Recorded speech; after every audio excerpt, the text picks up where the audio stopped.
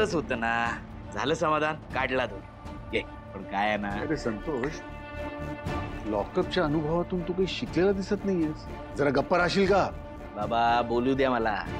ही दोरी काढून काही फायदा नाहीये. आमच्या मनामध्ये जी अडी निर्माण झाली आहे ना, ती तशीच राहणार आहे. दोरी असो वा नसो, आमच्या मनातली दरी आहे तशीच असणार आहे. कळलं ना?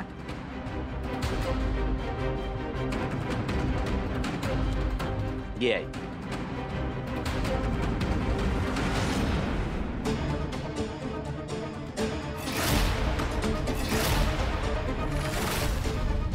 सिंचना काय करतेस? आई दोर पुन्हा बांधतीये.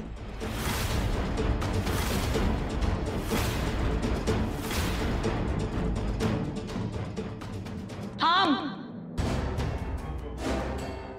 नाही आई, यावेळेस मी थांबणार नाही. संतोष दादांनी जे केलंय त्याची शिक्षा मी का भोगायची? आणि तसंही मी तुम्हाला आधीच सांगितलं होतं, मी परत एकत्र येणार नाही.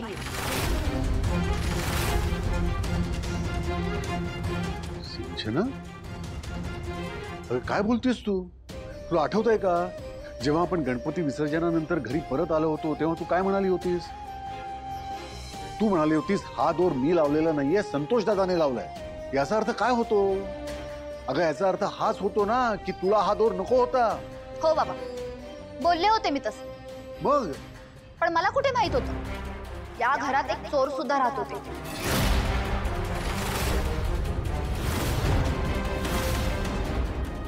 सिंचना,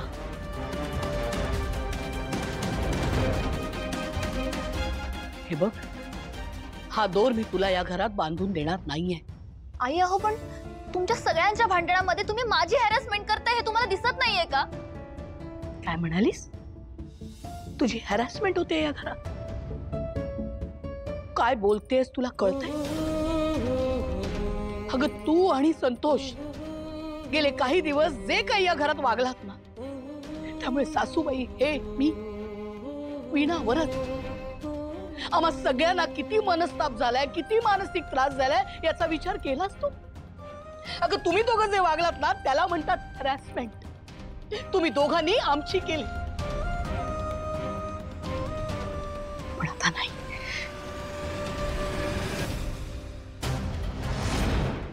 जानू, जानूदार उघड. जयंत हे बघ, प्लीज माझ्यावर विश्वास ठेव. आम्हाला खरंच माहित नाही हे दार नक्की कसं बंद झालंय. तू बाहेरून दार वाजवायला लागलास तेव्हा आम्हाला कळलंय. जयंत ट्रस्ट मी. जयंत ठीक आहे जानू, मी बघतो हे दार कसं काय उघडतंय. ओके?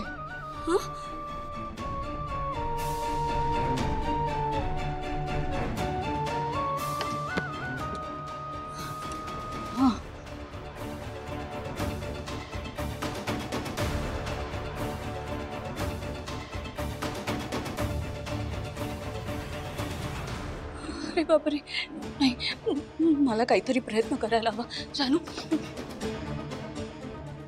अरे बापरे, हे सगळं किती विचित्र आहे. जानू चक्क घाबरली आहे तिच्या नवऱ्याला. हे खूप डेंजरस आहे. अरे देवा, हे तर बंद झालं. काय झालं? जानू, जानू शांत हो ना. डोंट वरी, उघडेल दार. विश्वा, अरे तुला कळत कसं नाहीये. हे बघ, जयंतला अजिबात असं वाटायला नको हे दार आपल्यामुळे बंद झालंय. अगं पण आपण नाहीच ना लावून घेतले दार, आणि सांगितलंयस ना तू त्याला तसं. हो विश्वा, पण हे जयंतला पटवून देणं इतकं सोपं नाहीये. तुला कळत कसं नाहीये. विश्वा ऐक ना, मी रिक्वेस्ट करते तुझ्या समोर, प्लीज काहीतरी कर, पण प्लीज हे दार उघड, प्लीज. ओके ओके, थांब बाजूला.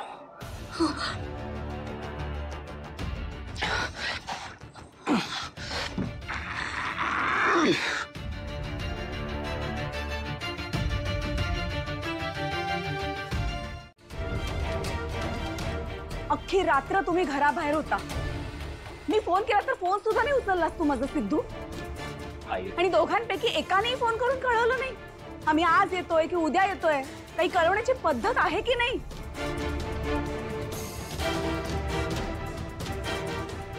काय प्रकार आहे हा सिद्धू? हे काय वागणं झालं? आई तू 1 मिनिट बोलतेय मी अजून. काय ग भावना, या घरची सून आहेस ना तू?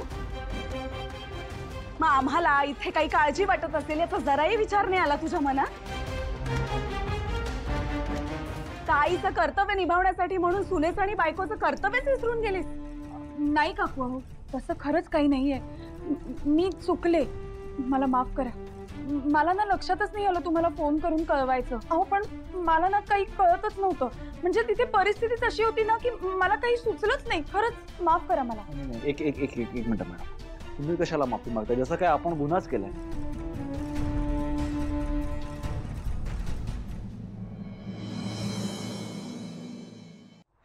हे बघा, अशा परिस्थितीत आपल्या मुलीला आपली गरज होती म्हणून आपण तिच्या सोबत होतो. आनंदीपेक्षा जास्त महत्वाचं काही नव्हतं आणि ते नसलाच पाहिजे.